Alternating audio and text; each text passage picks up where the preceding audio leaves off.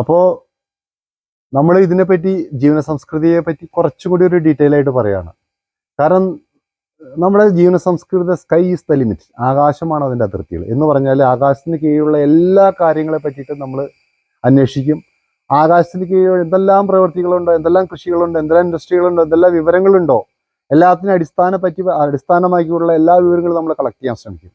അങ്ങനെ എല്ലാ മേഖലയിലുള്ള ആളുകളുടെ ഒരു റെപ്രസെൻറ്റേഷൻ നമ്മുടെ ജീവന സംസ്കൃതിയിൽ ഉണ്ടാവും. ഒരു റെപ്രസെൻറ്റേഷനിൽ 2, 3, 5, 10 റെപ്രസെൻറ്റേഷൻ ഉണ്ടാവും.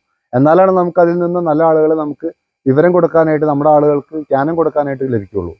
അപ്പോൾ അതിൻ്റെ അടിസ്ഥാനത്തിൽ നമ്മൾ ജീവന സംസ്കൃതി മാക്സിമം ഡെവലപ്പ് ചെയ്യും. എല്ലാവരും ഇതിലും അംഗങ്ങളാവണമെന്നാണ് എൻ്റെ താല്പര്യം. അപ്പോൾ എന്താണെന്ന് വെച്ചാൽ മാസത്തിലൊരിക്കൽ നമ്മളൊരു കാലത്ത് മുതൽ ഉച്ച വരെ സമ്മേളിച്ചാൽ നമ്മളതിനൊരു സെമിനാറായിട്ട് കണ്ടക്ട് ചെയ്യുന്ന സമയത്ത് എല്ലാവർക്കും 5 മിനിറ്റ് അവരുടേതായ കാര്യങ്ങൾ പറയാൻ, അവരുടെ വിവരങ്ങൾ മറ്റുള്ളവർക്ക് പങ്കുവയ്ക്കാനുള്ള ഒരു വേദി നമ്മൾ കൊടുക്കും.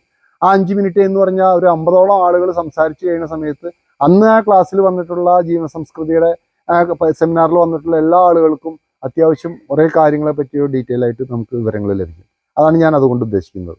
പിന്നെ ഇനി വരുന്ന ദിവസങ്ങളിൽ ചെയ്യാൻ ഉദ്ദേശിക്കുന്നതോ എല്ലാ ദിവസവും 3 മിനിറ്റ് വീഡിയോ ഇടുന്നതെന്ന് പറഞ്ഞാൽ എന്തെല്ലാം കാര്യങ്ങളുണ്ടോ, അപ്പോൾ കൃഷിയുണ്ട്, ഇൻഡസ്ട്രി ഉണ്ട്, മറ്റുള്ള കാര്യങ്ങളുണ്ട്, അതിനെ പറ്റിയുള്ള ഒരു ചെറിയ ഡിസ്ക്രിപ്ഷൻ കൊടുക്കാവുന്ന രീതിയിൽ വിത്ത് വീഡിയോസ് ആയിട്ട് ഡിസ്ക്രിപ്ഷൻ കൊടുക്കാവുന്ന രീതിയിൽ വീഡിയോസ് ഉണ്ടായിരിക്കുന്നതായിരിക്കും.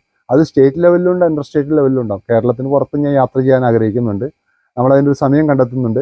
കേരളത്തിൽ തന്നെയുള്ള കുറേ വ്യവസായങ്ങൾ, കൃഷികൾ, മറ്റുള്ള വിവരങ്ങൾ, എല്ലാ കാര്യങ്ങളും ഉണ്ട്. അപ്പോൾ അതിനെപ്പറ്റിയുള്ള ഒരു 3 മിനിറ്റുള്ള വീഡിയോ ഞാൻ അതിൻ്റെ കാര്യങ്ങൾ എനിക്ക് കിട്ടിയിട്ടുള്ള അനുഭവ സമ്പത്ത് നിങ്ങൾക്ക് പകർന്നു തരുന്നതായിരിക്കും. അതുപോലെ ഔട്ട് ഓഫ് സ്റ്റേറ്റ് പോയി കഴിഞ്ഞാൽ കൂടിയിട്ട് അതിൻ്റെയുള്ള കാര്യങ്ങൾ ചെയ്യുന്നതായിരിക്കും.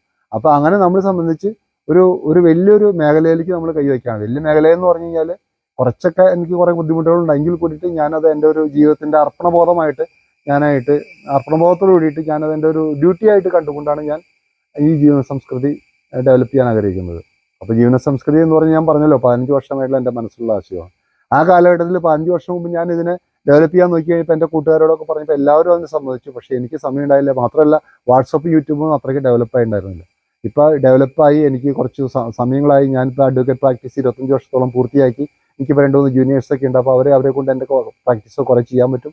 കുറേ കാര്യങ്ങൾ എനിക്കൊന്ന് മാറി നിന്നാൽ കൂടിയിട്ട് ഈ കുറേ കാര്യങ്ങൾ എനിക്ക് ചെയ്യാനും പറ്റും. എൻ്റെ പ്രാക്ടീസിനും മുടക്ക് വരില്ല.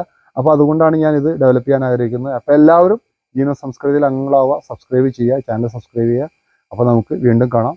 ഇനി അടുത്ത വീഡിയോയിൽ വീണ്ടും കാണാം. നമസ്കാരം.